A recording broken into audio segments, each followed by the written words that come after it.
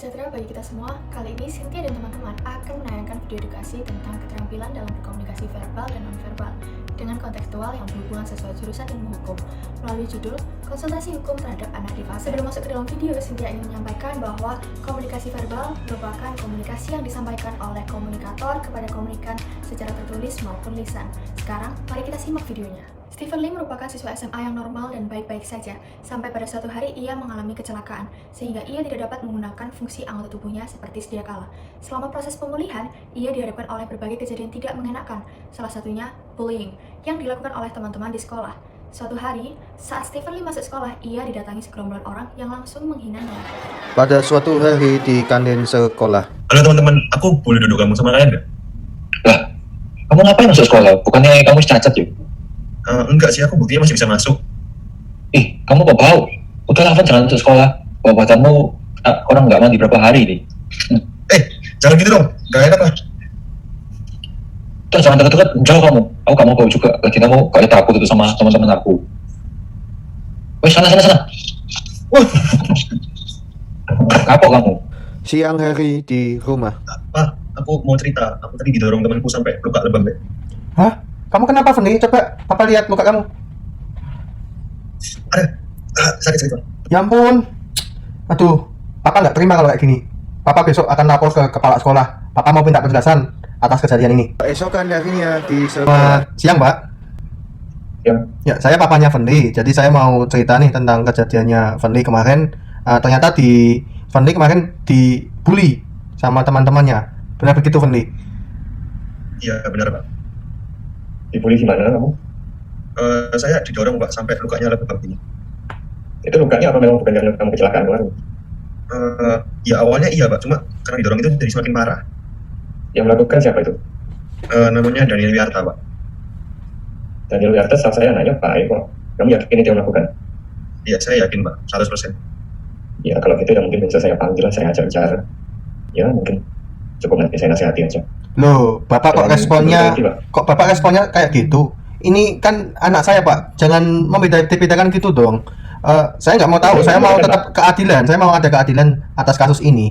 Ya, saya maunya temannya Fendi yang melakukan kejadian ini ya dihukum setimpal. Saya nggak terima anak saya dirundung seperti ini. Coba Bapak di posisi saya sebagai orang tua bagaimana kalau melihat kejadian ini?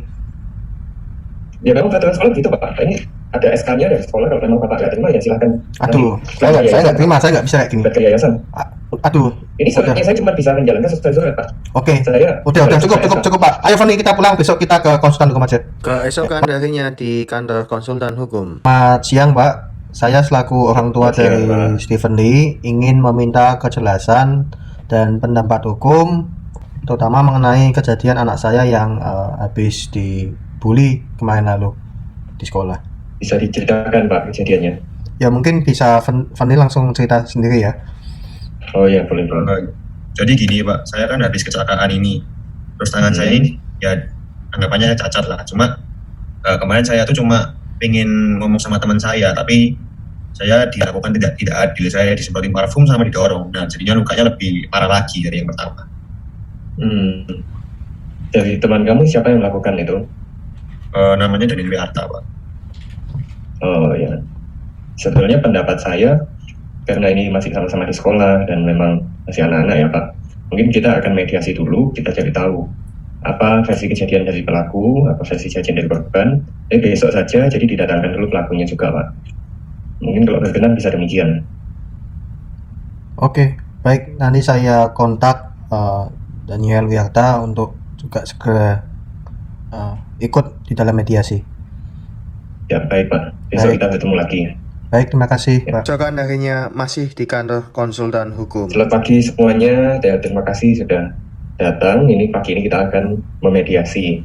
Saya mau melihat garis besar untuk kejadian ini seperti apa. Bisa dimulai dari Daniel Wiarta ya. Silahkan bisa diceritakan kejadiannya. Ya Pak, selamat pagi. Jadi kemarin itu salah dia sendiri Pak, karena badannya bau. Jadi saya semprot parfum dan mendorong dia agar tidak dekat-dekat dengan saya. Baik, kamu apakah mengetahui bahwa teman kamu itu mengalami kecelakaan dan memang dalam kondisi tidak bisa mandi? Tahu Pak, tapi saya tidak kuat dengan bau Stephen Lee yang seperti itu. Nah, itu artinya kamu tidak bisa menghargai temanmu. Nah, manusia itu kan makhluk yang diciptakan Tuhan, semuanya sama, semuanya setara. Memang ada satu kejadian yang mengakibatkan teman kamu tidak bisa mandi. Seharusnya kamu bisa memaklumi kejadian itu. Nah, tidak sepantasnya tindakan yang semacam itu kamu lakukan. Nah, ini saya akan mencoba menanyakan apakah memang mau mengambil tindakan hukum atau kita akan selesaikan di sini secara kekeluargaan. Dari bapaknya Stephen Lee, bagaimana pendapatnya Pak? Kami bisa aturkan kalau memang mau ambil jalur hukum Pak. Kalau dari saya sih, selama Daniel Wiyarta jerah dan tidak akan mengulanginya lagi dan mau mengakui kesalahannya dan minta maaf, ya lebih baik, mungkin baik kalau diselesaikan secara kekeluargaan ya. Baik. Jadi saya tanyakan apakah kamu mengetahui di mana kesalahanmu untuk Daniel Wiyarta? Ya saya memang salah sih, terlalu bertindak yang berlebihan kepada Stephen Lee. Baik, apakah kamu menyesali tindakan yang kamu lakukan? Saya menyesal Pak. Apakah kamu janji tidak akan mengulangi hal yang sama di kemudian hari? Saya janji. Baik, dari pihak Stephen Lee apakah ada yang mau ditambahkan? Baik, kalau dari pihak Daniel sudah merasa menyesal dan tidak akan mengulangi perbuatan lagi, saya ampuni dan kita mungkin akan selesaikan secara kekeluargaan saja. Ya, baik. Jadi atas persetujuan kedua belah pihak, maka kasus ini tidak perlu dilanjutkan ke ranah hukum. Saya harap dari pihak Daniel Wiyarta bisa menyesali dan tidak melakukan perbuatan yang serupa di kemudian hari, bisa menjadi pengalaman juga untuk keluarga Stephen Lee. Mungkin permintaan maaf personal bisa menggunakan tanda seperti ini, tidak bersalaman. Silakan Daniel. Baik, saya meminta maaf kepada Stephen Lee dan pokoknya Stephen Lee, Om, saya minta maaf Om atas perbuatan saya Om. Ya, saya maafkan, jangan diulangi lagi ya. Baik Om, terima kasih. Dengan kejadian ini, Daniel Wiyarta diharapkan dapat berubah menjadi pribadi yang lebih baik agar bisa menghargai teman di sekitarnya. Lalu, kedepannya Stephen Lee akan berteman baik dengan Daniel dengan saling menghargai dan melindungi. Penggunaan bentuk komunikasi verbal. Hal ini terdiri atas 3 jenis. Yang pertama, kesesuaian diksi. Diksi di sini berarti pemilihan kata yang tepat, sehingga kita dapat memilih kata yang tepat dalam menyampaikan pesan atau gagasan. Hal ini bertujuan untuk melambangkan pesan atau gagasan yang diekspresikan secara verbal. Yang kedua, kelugasan penyampaian. Dalam hal ini dapat menyampaikan dengan baik apa pesan yang disampaikan, sehingga memiliki pola yang jelas, tidak terbata-bata, dan tidak bertele-tele. Hal ini bertujuan agar para pendengar atau pembaca dapat mengerti dengan jelas pesan atau gagasan yang disampaikan oleh para pembicara atau penulis. Dan yang terakhir, kekuatan argumen. Kekuatan argumen berarti adanya dasar argumen yang kuat, logis, serta pola yang jelas, dapat membantu mendukung untuk menyampaikan argumen dalam meyakinkan seseorang.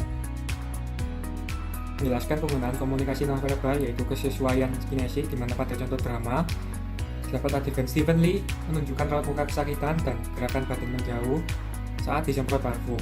Lalu kesesuaian artifaktual terdapat di mana pada drama yaitu Stephen Lee menggunakan balutan karena ia terluka dan Daniel Wiyarta yang menggunakan seragam dikeluarkan seperti dandalan. Selanjutnya, saya akan menjelaskan mengenai kesesuaian proksemik. Pesan proksemik merupakan pesan yang disampaikan melalui pengaturan jarak hubungan antara individu dengan orang lain ketika berkomunikasi. Memahami batas setiap orang adalah bagian penting dari komunikasi. Ketika kita berbicara dengan individu atau kelompok lain, jarak tubuh kita secara fisik juga mengomunikasikan sebuah pesan. Nah, dalam pengisahan kasus kelompok kami, Daniel merasa risih karena Stephen mendekatinya. Artinya, Daniel menganggap bahwa Stephen telah menginvasi ruang pribadinya, dan ia juga menganggap bahwa Stephen tidak termasuk ke dalam lingkaran kelompok pertemanannya, sehingga ia merasa tidak suka dan tidak nyaman yang kemudian mengakibatkan ia mendorong Stephen untuk menjauhinya. Daniel sedang membangun kembali jarak interaksi nyamannya. Hal ini juga menunjukkan bahwa tidak adanya timbal balik mengenai tingkat kenyamanan posisi tubuh dan jarak tubuh dalam interaksi mereka. Jumlah jarak yang kita butuhkan dan jumlah ruang yang kita anggap milik kita dipengaruhi oleh sejumlah faktor. Dalam kisah kelompok kami, faktor yang paling berpengaruh adalah tingkat keakraban. Dari kisah tersebut, kita dapat melihat bahwa kita pasti merasa kurang nyaman jika orang yang tidak terlalu akrab dengan kita berdekatan dengan kita. Sekian video edukasi yang bisa kami tayangkan. Mohon maaf apabila ada kata-kata yang kurang berkenan di hati para penonton. Kami dari kelompok 5 pamit undur diri. Terima kasih dan Tuhan memberkati.